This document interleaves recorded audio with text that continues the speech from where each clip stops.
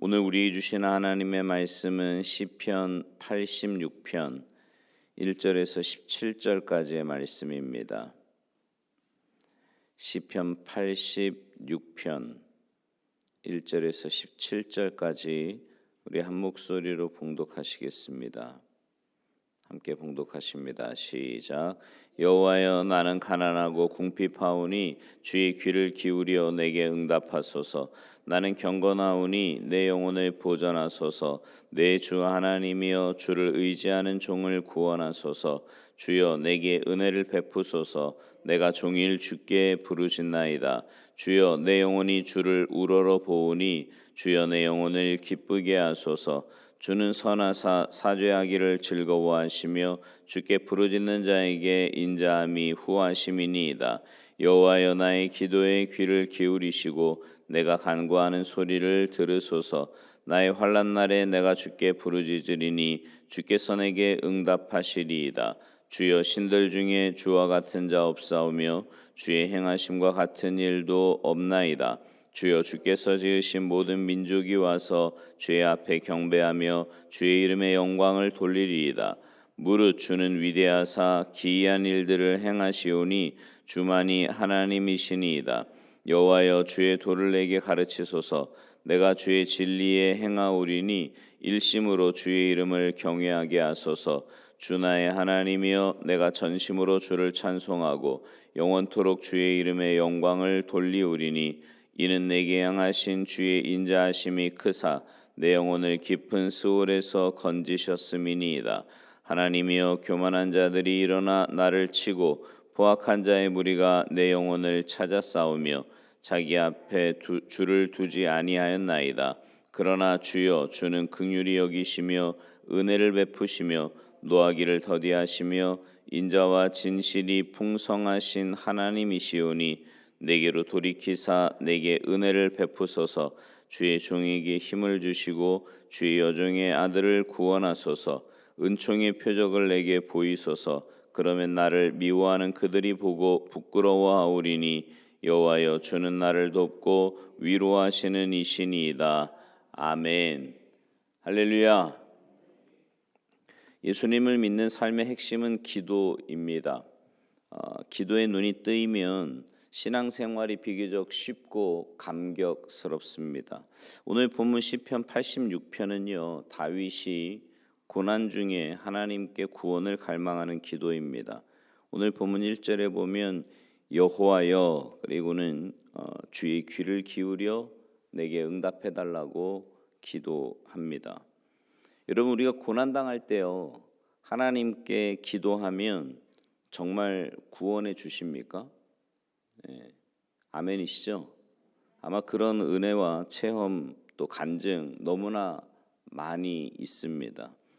근데 불편한 진실이 있어요. 그것은 어려움을 당하여 기도했지만 언제나 해결받는 것은 아니었다는 사실입니다. 혹시 여러분 가운데 기도했지만 응답받지 못한 사람 손들어 보라고 하면 아마도 기도 응답받았다는 사람보다 더 많은 사람들이 손을 들 겁니다. 다윗도요, 기도할 때 즉시 다 응답받았던 것은 아니지요. 이번 기도도 응답받지 못한 상태에서 드린 기도입니다. 1절에 보면 나는 가난하고 궁핍하오니, 3절에서는 내가 종일 주께 부르짖나이다. 6절 내가 간구하는 소리를 들으소서. 그러니까 많은 그리스도인들이 기도 응답이 없을 때 믿음이 무너집니다. 신앙생활의 감격과 기쁨을 잃어버려요. 근데요, 오늘 본문의 다윗은 좀 달랐습니다. 다윗은요, 고통 중에 기도했어요. 그리고 아직 응답을 받지 못한 상태입니다. 하지만 그는 한결같이 하나님에 대해서 감사하고 찬양하고 친밀함을 느끼고 있습니다. 다윗은 자신의 기도에 하나님께서 귀를 기울이신다, 이런 표현을 합니다. 사실 하나님께서요, 이렇게 몸을 뒤로 젖히고 위험 가운데 그래 한번 말해봐라 라고 하셔도 감사할 건데, 다윗은요 뭐라고 이야기하냐면 내게 하나님은 귀를 기울이시는 하나님이시라는 거예요. 그러니까 응답 여부를 떠나서 너무 감사하지 않습니까? 다윗의 기도에는 구절구절 이런 친밀함을 가진 자만이 할 수 있는 표현이 나옵니다. 2절에도 보면 내 주 하나님이여. 여러분 그런 느낌 아시죠? 여기 내 친구야. 여기 우리 아버지예요. 여기 우리 교인입니다. 우리 장로님이세요. 라고 소개하는 그런 느낌이요. 그러니까 다윗에게 하나님은 나의 하나님이셨습니다. 여기 내 하나님이세요. 라고 소개하는 것과 같은 그런 느낌이라는 거지요. 우리가 오늘 다윗의 기도를 좀 배웠으면 좋겠습니다. 이거는요, 무슨 기도의 구조나 문장의 표현 이런 게 아닙니다. 그런 건 사실 별로 중요하지 않아요. 중요한 것은 다윗의 기도 속에 담겨 있는 변함없는 하나님에 대한 친밀함입니다. 친밀함. 2절에 보니까 나는 경건하오니 내 영혼을 보전하소서 이렇게 말을 해요. 여러분도 하나님 앞에서 나는 경건하오니 라고 말할 수 있습니까? 근데 여기 다윗이 이 경건함이라고 표현한 이건 무슨 말이냐면 형편이 좋을 때나 또 말할 수 없이 어려움 중에도 하나님의 선하심을 끝까지 신뢰한다는 겁니다. 이게 다윗의 경건함이었어요. 많은 그리스도인들이 하나님을 믿는다, 하나님을 사랑한다고 고백하지만 형편이 어려워졌을 때 하나님의 사랑을 의심하고 오히려 원망하는 경우를 많이 봅니다. 근데 다윗은요, 너무나 어려운 형편에서도 이런 고백을 하는 거지요. 8절 보세요. 주여, 신들 중에 주와 같은 자 없사오며 주의 행하심과 같은 일도 없나이다. 그러니까 하나님같이 행하신 분이 없다라는 거예요. 12절 13절도요. 주 나의 하나님이여 내가 전심으로 주를 찬송하고 영원토록 주의 이름의 영광을 돌리우리니 이는 내게 향하신 주의 인자하심이 크사 내 영혼을 깊은 스올에서 건지셨음이니이다. 그러면서 다윗은 자신이 하나님 앞에서 잘못했던 것이 깨달아진 것 같습니다. 그래서 이 고난이 하나님의 징계가 아닌가 하는 생각이 들었던 거예요. 하지만 낙심하지 않습니다. 그는 하나님은 은혜로우신 하나님이시라는 것을 믿었기 때문이에요. 15절 보세요. 그러나 주여 주는 긍휼히 여기시며 은혜를 베푸시며 노하기를 더디하시며 인자와 진실이 풍성하신 하나님이시오니. 그래서 그는 하나님께 더욱 가까이 나아갑니다. 16절 내게로 돌이키사 내게 은혜를 베푸소서 주의 종에게 힘을 주시고 주의 여종의 아들을 구원하소서. 여러분 왜 이렇게 어린아이가 엄마가 막 야단을 치고 화가 나고 막 이럴 때 얼굴을 자기에게로 이렇게 돌리려고 하는 그런 모습이 연상되지 않습니까? 다윗은요 환난 중에도 그렇게 하나님을 향해서 더 친밀하게 다가가는 겁니다. 근데 어떻게 이럴 수 있었을까요? 시편 86편 마지막에서 다윗이 놀라운 고백을 합니다. 17절 말씀이에요. 은총의 표적을 내게 보이소서. 그러면 나를 미워하는 그들이 보고 부끄러워하오리니 여호와여 주는 나를 돕고 위로하시는 이시니이다. 다윗은 극심한 환난 중에 있었고 기도한 대로 당장 해결되지 않았지만 하나님의 위로를 받았다는 겁니다. 그래서 절망적인 상황에서도 다윗의 기도가 이처럼 아름다울 수 있었던 거죠. 하나님은요 때로 이해할 수 없이 악한 자를 내버려 두시는 것 같고요. 하나님의 자녀들이 어려움을 겪는 것을 보고만 계시는 것 같고요. 간절히 기도하는데도 잠잠히 계시는 것 같습니다. 그러나 하나님의 때가 아니라서 기도한 대로 이루시지 않더라도 반드시 이길 힘을 주시고요. 인내할 힘을 주시고 위로를 주십니다. 그런데요, 하나님이 어떤 위로를 주신다는 말일까요? 하나님으로부터 오는 가장 분명한 위로는 하나님께서 함께하여 주심을 아는 겁니다. 요셉이 노예로 팔려갔을 때 그렇게 집으로 보내달라고 기도했지만 응답받지 못했습니다. 근데 하나님이 항상 함께하여 주셨어요. 창세기에 보면 하나님이 함께하심으로 그가 형통하였다 이런 표현이 계속 나오지 않습니까? 결국 총리가 될 때까지 이길 힘을 얻을 수 있었던 건 하나님의 함께 하심 때문이었습니다. 엘리야가 아합 왕 앞에서 하늘에서 불을 내려오게 하였다가 이세벨 여왕에게 쫓겨서 광야로 도망을 갑니다. 어떻게 이런 일이 있을 수 있습니까? 하나님께서 이세벨을 여전히 살려두고 계셨기 때문이지요. 엘리야로서는 하나님을 다 이해할 수 없었기에 도망가는 길밖에 없었어요. 너무 원통하고 답답하고 차라리 죽고만 싶었습니다. 로뎀나무 아래서 그런 말 하잖아요. 하나님, 이제 넉넉합니다. 제 생명을 취해달라고. 내가 내 열조보다 낫지 못하다고 그렇게 쓰러져 잠이 듭니다. 근데 하나님은요, 엘리야의 기도에 대해서 뭐라고 즉각적으로 응답하시지는 않으셨지만 내버려 두시지만은 않으셨어요. 하나님께서 실망과 낙심에 빠져있는 엘리야에게 천사를 보내셔서 어루만지시고 숯불에 구운 떡과 한 병의 물을 먹으라고 하십니다.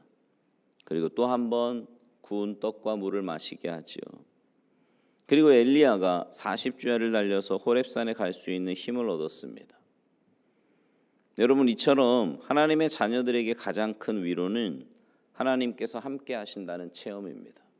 여러분, 그런 체험 해보셨어요? 너무 힘이 드는데, 정말 죽을 만큼 힘이 드는데 하나님이 나와 함께 하신다라고 하는 그런 음성을 때로는 들려주시기도 하고, 때로는 꿈에 나타나시기도 하고, 때로는 말씀을 통해서 여러 가지 방법으로 하나님이 나와 함께 하신다는 그 마음의 확신을 주시는 거예요.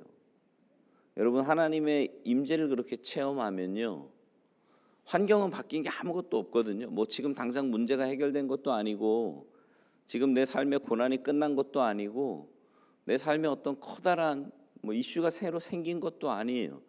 그런데 하나님의 그 함께 하심을 느낄 때 그 자리가 천국이 되고요, 내 마음은 세상이 줄 수도 알 수도 없는 참된 평안함과 기쁨이 임하게 된다는 사실입니다. 우리 주님께서 우리를 부르신 목적은 우리가 여전히 죄의 종노릇하고 세상에서 힘들고 지치고 낙담하며 살다가 잠깐 예배나 기도 시간을 회복하고 새 힘 얻고 위로받고 다시 훨씬 더 오랜 시간 동안 세상에 나가서 힘들게 사는 것, 그게 하나님의 뜻이 아닙니다.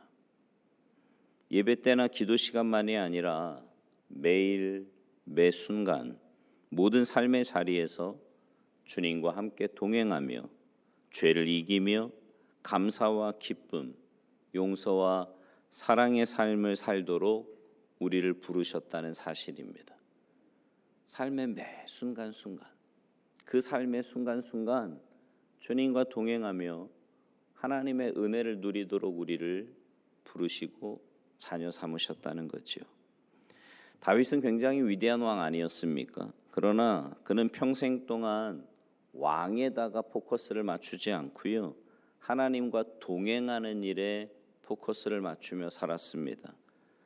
그랬더니 그가 오히려 위대한 왕이 되었고요, 그의 삶은 하나님 앞에 귀하게 쓰임받는 복된 인생이 될 수 있었다라는 거지요. 바라기는 여러분 모두 다윗과 같이 하나님과 동행하며 항상 하나님의 위로가 넘치는 그런 삶이 되기를 바랍니다. 그러기 위해서요, 하나님과의 관계에 집중하며 하나님께 기도하고 하나님이 나와 함께 하심이 가장 큰 위로라는 것을 깨달을 수 있도록 하나님께 집중하며 기도하실 때 하나님께서 여러분과 함께 하시는 그 마음, 그 은혜를 깨닫게 하실 거고요, 아까 말씀드린 대로 세상이 줄 수도 알 수도 없는 놀라운 은혜와 평안이 여러분의 삶 가운데 임하게 될 줄로 믿습니다. 이런 놀라운 은혜가 주님 앞에 나와 기도하며 하나님과의 관계에 집중하는 여러분 모두에게 풍성하게 임하시기를 주님의 이름으로 축원합니다. 기도하시겠습니다. 하나님, 이 땅을 살면서 우리가 참 감당할 수 없는, 때로는 너무나 두렵고 어찌할 바를 모를 그런 상황 가운데 처할 때도 있지만, 그러나 하나님은 우리의 아버지이시고 가장 선한 길로 인도하시는 은혜의 주님이심을 분명히 믿습니다. 그 주님과의 관계에 집중하며 하나님께 날마다 기도하는 것 가운데 가장 중요한 것은 나와 함께 하시는 그 하나님의 은혜를 늘 깨닫고 살아갈 때 어떤 상황 가운데서도 우리의 믿음과 삶이 흔들리지 않고 날마다 주님과 행복한 동행하게 될 줄로 믿습니다. 주님 앞에 매일 이렇게 나와 기도하는 주님의 백성들의 기도와 간구에 주님 응답하시고 역사하여 주셔서 무엇보다 하나님을 바라보며 하나님께 집중하는 우리가 되게 하시고, 그래서 하나님께로부터 오는 참된 위로와 평안 가운데 이 땅에 살지만 하늘에 속한 자답게 날마다 믿음으로 승리하는 우리 모두의 삶이 되도록 주님 도와주시옵소서. 감사드리며 예수님의 이름으로 축복하며 기도하옵나이다. 아멘.